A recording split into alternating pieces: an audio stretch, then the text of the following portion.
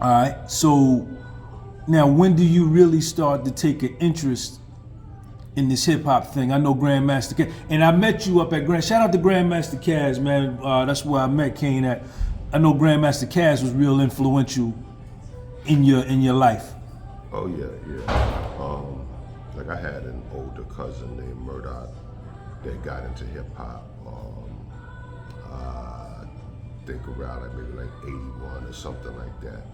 And so because he was doing it, he was like the cousin I looked up to. His name was Murdoch. Well, his name is still Murdoch.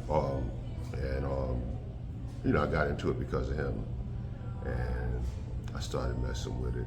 And then a little while later, a friend of mine played a Cold Crush tape for me, and I heard Kaz, and then that's when I really took it serious.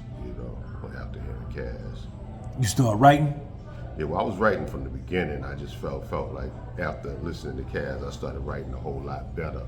Like I had a much better understanding because I'm listening to this dude. Like, yo, this dude is phenomenal.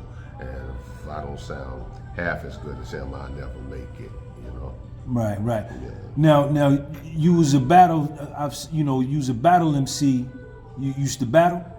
Oh yeah. That's how I started off as a battle rapper because my older cousin, he was rhyming with these other two dudes from around the way, and they were like older than me, so they was looking at me like, you too young. So I figured like if I could write some rhymes and beat the other two dudes that's down with him, he'll put me down with his crew.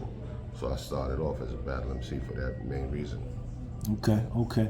Now, in your earlier music, when you was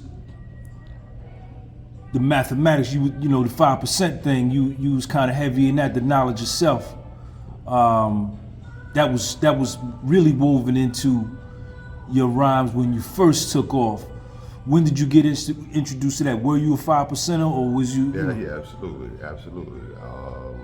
I think I believe that I was introduced. I want to say 81, 82, somewhere around there. In Divine Force, I know you used to constantly shout out Divine Force, Sir Abu and all them, Melquan. Yeah, Abu, Supreme, Nefertiti. Shabazz. Yeah. Oh yeah, well Melquan Shabazz was their manager at the time, yeah. But I mean, the group members was Abu, Supreme, and Nefertiti. Yeah, those were my people.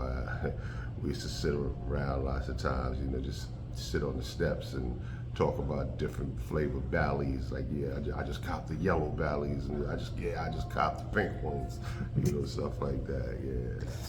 So okay, now with this knowledge of self and knowing who you are, when you came in the game and during that era, man, knowing who you were and where you came from was important, man.